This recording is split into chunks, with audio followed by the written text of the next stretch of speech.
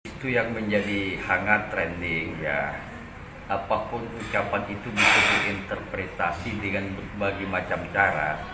Nah, ini kan fenomena kelucuan-kelucuan politik di negeri ini ya. Dan bisa di-framing ketika di pihak mana yang ngomong dan pihak mana yang merespon. Nah, kita lihat yang menanggapi ini kan tahulah semua kan. Saya sebagai seorang akademisi, saya menilai ini itu standar-standar aja dalam bahasa jurnalistik. Tidak ada yang tersinggung. Ya, biasa-biasa saja. Ya, mungkin lebih banyak ucapan-ucapan yang lebih menyakitkan, yang kasar daripada sekedar apa dikatakan oleh Bang Edi. Bang Dedi. Bang Edi. Saya menilai itu standar saja. Komunikasi yang lebih ya yang lucu-lucu aja karena istilah-istilah itu kan sudah umum di Jakarta ya, seperti Bang Edi tadi bilang itu kan suatu tempat yang jauh. Secara spesifik apa yang tersinggung ya, justru saya mengatakan dalam beberapa YouTube yang saya buat, justru yang saya ingin pertanyakan soal pemindahan ibu kota yang timingnya nggak pas dari mana duitnya, itu yang lebih penting. Dan di sini jelas kepentingan oligarki, ya, artinya kebijakan dipaksa-paksakan. Jangan mencontoh Malaysia berhasil, yang memang sudah leading ekonominya. Kita ini mau makan aja rakyat susah akibat COVID, masih banyak yang nggak bisa sekolah, ya. Masih banyak yang sekolah, kemudian kemiskinan.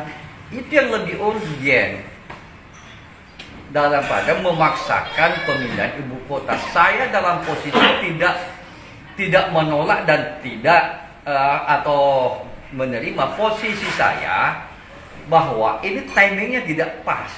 Pertama, dari mana duitnya? Kalau kita harus ngemis-ngemis kepada negara, khususnya Cina lah, ya orang semua tahu. Ini kan kita juga akan tersandra oleh kekuatan negara yang mensuplai dana. Jangan sampai negeri kita ini juga kayak di beberapa negara di Afrika yang tersandra oleh kekuatan kepentingan ekonomi global. Nah, kita ini sudah dikuasai oleh oligarki kok.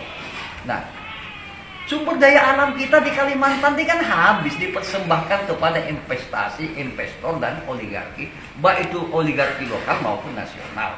Jadi itu yang penting kita perdebatkan, daripada memframing hanya sepotong kata dari Bang Dedi. Itu tidak menyelesaikan persoalan. Ini ada hal yang kemiskinan, sumber daya alam yang hancur, yang lubang tambang, tanah-tanah yang rakyat digusur, dimarginalkan, kriminalisasi, konflik sosial yang terjadi di Pulau Kalimantan. Ini yang lepas dari pantauan kita. Wartawan yang nulis kritis di penjara, dikriminalisasi.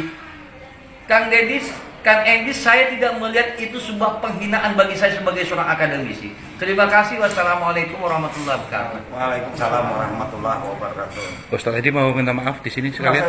Bahwa saya tetap minta maaf.